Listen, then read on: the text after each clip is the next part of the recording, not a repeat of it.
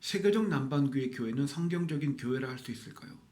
그러니까 성경적인 교회가 아니라면 그냥 이단적 사상이 확장되는 것에 불과하기 때문에 우리가 그들에 합류할 수 없지 않습니까? 우선 남반구의 교회는 남미와 아프리카 지역 등 제3세계에서 주로 번성하는 교회입니다.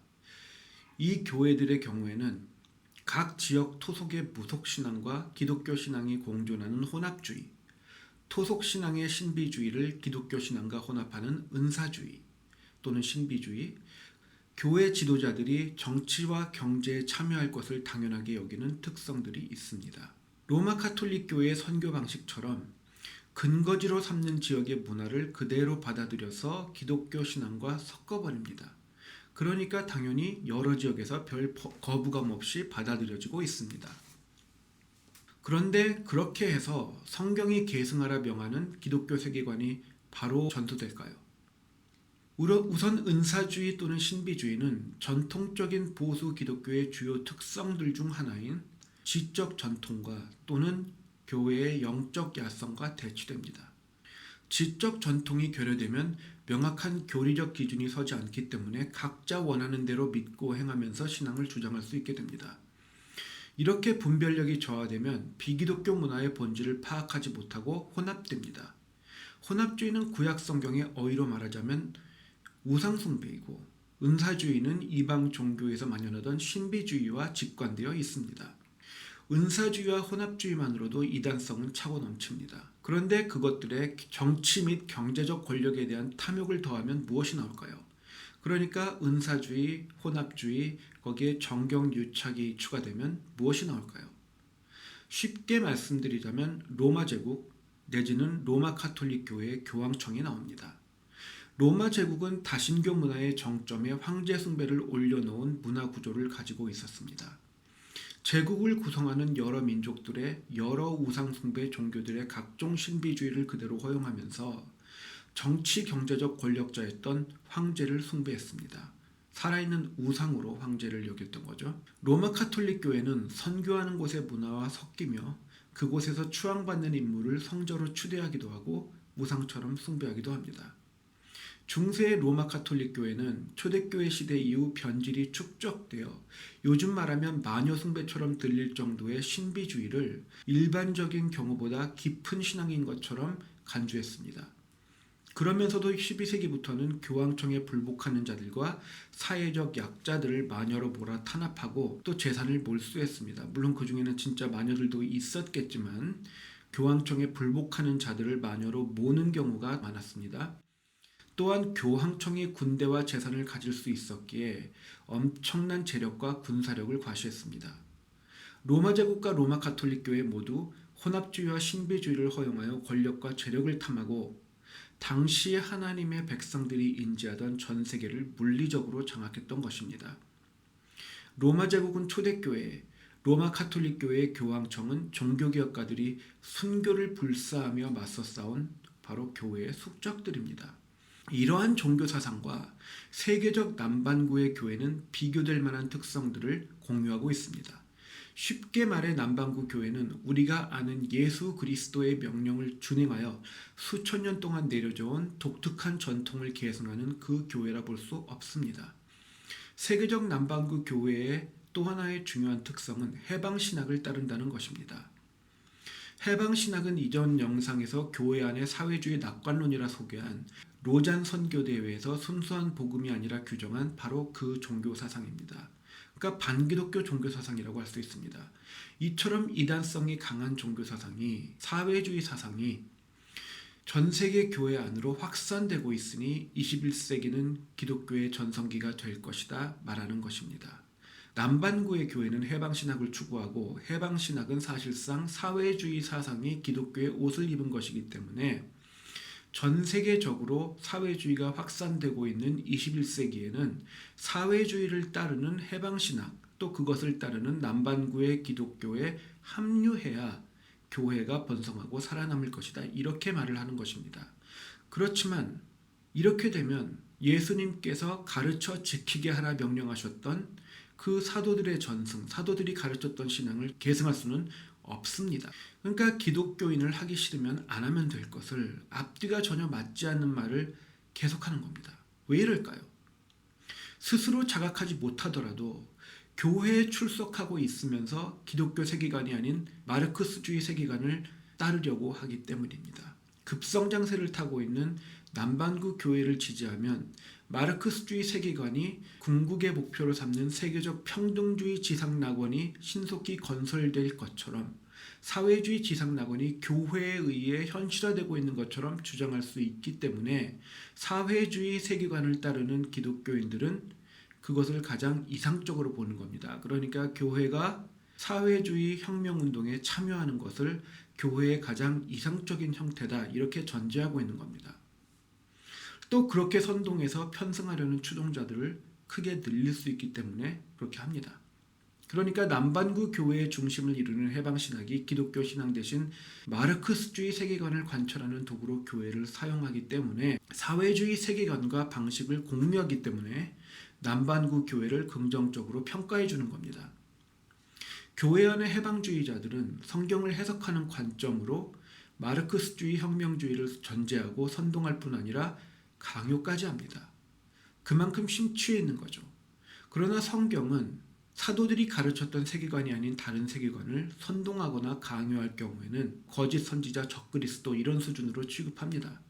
예를 들어서 예수 그리스도를 혁명가로 간주하고 1세기의 예수 운동을 일개 사회혁명주의 운동으로 간주하는 경우가 많습니다. 그렇게 해서 사회혁명주의를 추종하지 않으면 예수님을 따르는 예수님의 모범을 따르는 바른 기독교인이 아니다 주장하려는 거죠. 그리고 그 근거로 성부 하나님께서 본래 권력자들을 위하셨다 주장합니다. 그런데 십자가의 경험을 통해서 성부 하나님의 본성이 변화하셔서 이제는 가난한 자들을 위하신다는 우선적 선택 또는 preferential option for the poor 이것을 주장합니다. 그러니까 성부 하나님이 가난한 자들을 우선하신다는 겁니다. 그래서 교회 또한 부자와 가난한 자의 평등이 아니라 가난한 자를 우선해야 한다 주장합니다. 그러나 1세기의 예수운동은 로마 제국을 뒤엎어 평등주의 지상낙원을 건설하는 것이 아니라 하나님의 주권을 선포해서 하나님의 왕정을 확장하는 것을 목적했고 또 예수님은 사람을 위해서는 십자가형을 거부하셨습니다. 잔이 지나가기를 구하셨습니다. 마지막 기도를 하실 때. 그렇지만 십자가를 지셨던 이유는 사람들을 위해서 의인이 희생하여야 하는 모순을 끌어안으셔서가 아니라 성부 하나님의 뜻에 복종하기 위해서 성부 하나님을 자신이 사랑하신다는 것을 보이기 위해서 십자가를 지셨던 겁니다. 인간은 우주의 중심이 아님을 십자가 위에서 증명하신 것이고 동시에 하나님께서 삼위 하나님께서 우주의 중심이심을 여실히 증명하신 겁니다. 그에 더해 십자가 사건 자체가 성자 하나님보다 성부 하나님의 의지입니다. 십자가 사건 이전에도 성부 하나님은 가난한 자들을 위한 11조를 명하셨고 고대 사회에 만연했던 노예제도를 한 세대로 제한하셨습니다. 적어도 이스라엘 안에서는요. 그리고 하나님의 백성끼리 서로 존경하고 도울 것, 상호 섬김과 상호 존중을 명하셨습니다. 그 정도로 약자들에게 관심을 가져주셨던 거죠. 그러니까 십자가 사건의 감정적 경험이 본래는 권력자들을 선호하시던 성부 하나님의 본성을 변화시켰다 이렇게 말할 수가 없습니다. 실제로 1960년대 중 남미의 로마 가톨릭 교회에서 처음 해방신학이 발달하자 교황청이 바로 이단으로 정죄했습니다. 그러니까 교황청보다는 교황 요한 바오로 2세가 해방신학을 이단으로 간주했습니다. 개신교 복음주의의 경우에는 1974년 7월에 있었던 로잔 선교대회에서 해방신학은 복음이 아님을 분명히 했습니다. 이렇게 하기 위해서 또 많은 충돌 과정이 있었죠. 교회 내부에서.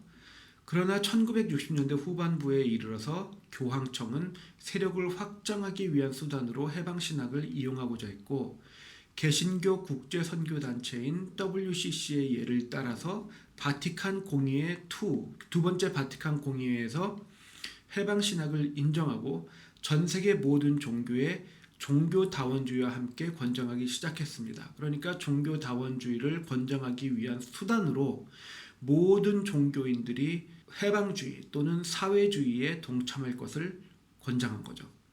그리고 개신교는 교황청이 바티칸 공의회 2에서 주장한 방식으로 그런 방향으로 점점 변화해서 이제는 최신 복음주의 선교학에서 말씀드린 것처럼 복음과 사회정의를 사실상 동일시하는 지경에 이르렀습니다. 따라서 초대교회나 종교개혁교회는 상상할 수 없을 정도로 이단성이 분명히 발견되고 있는 사상을 교회 안에서 점진적으로 수용을 넘어 옹호하고 있는 추세입니다. 첫째, 성경적이지도 또 로잔 선교대회에서 배격한 것처럼 개혁신학에 합하지 않습니다. 해방신학은. 둘째, 특정 사상을 추구하기 위해 교회를 노예화하려 합니다. 마지막으로 해방신학은 역사의 증거를 고려할 때 또 다른 마르크스주의 사회혁명운동을 야기하는 매우 위험한 사회적 실험이 될 가능성이 농후합니다. 사회정의운동, 워키즘, 차별금지법, 평등주의, 페미니즘, Black Lives Matter 모두 이름과 집중하는 대상은 다르지만 동일한 마르크스주의 세계관에 입각해서 사회구조의 혁명을 통한 평등주의 지상낙원을 주장합니다. 그러나 아무리 인간의 죄성을 무시하고 자기 구원을 외쳐봐야 신구약 성경은 사회운동이 실패할 것을 일관적으로 예언합니다. 역사 또한 사회주의와 공산주의가 동일한 마르크스주의 세계관임을, 또 전쟁, 공장식 대학살, 피폐함과 빈곤, 영구화된 전체주의 사회구조, 독재와 폭정 외에는 사회주의가 자아낸 것이 없음을 분명히 보여주고 있습니다. 인류 역사상 가장 큰 해악을 자아낸 사상과 동일한 세계관을 추구하다 못해 그것을 실행에 옮기고 또 다른 사회적 실험을 강행해야 한다 주장하는 것은 발상 그 자체만으로도 위험천만한 일입니다. 그리고 그리스도께서는 이미 승리한 지상낙원 위에 임하시지 않고 반기독교화된 세상을 정죄하시는 심판주로 다시 오십니다. 이처럼 사회주의는 심각한 교리적 이단성을 극복하지 못합니다. 역사상 어떤 제국이나 사상보다도 더 많은 사람들을 죽이고 가는 곳마다 빈곤과 억압을 연구하며 이단성이 강한 반기독교 종교사상입니다.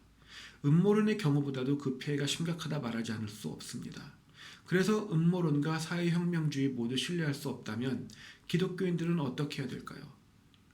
기독교인들은 성경의 가르침을 기준 삼아야 됩니다. 성경이 말하는 관점에서 현재 벌어지고 있는 현상들을 인식하고 또 시대를 분별해야 합니다. 예수님께서 말세지 말에 대해 말씀하실 때 너희는 하늘을 보고 날씨를 예측할 줄 알면서 어찌하여 현상들을 보고 시대를 분별하지 못하느냐 지적하셨기 때문에 깨어 시대를 분별하는 것은 선택할 수 있는 일이 아니라 신앙인의 의무입니다. 예수님께서 미리 말씀해 두셨다 경고하신 것을 간과해서는 안 됩니다. 다음 영상부터는 성경적 종말론에 대해서, 바른 종말론에 대해서 살펴보겠습니다.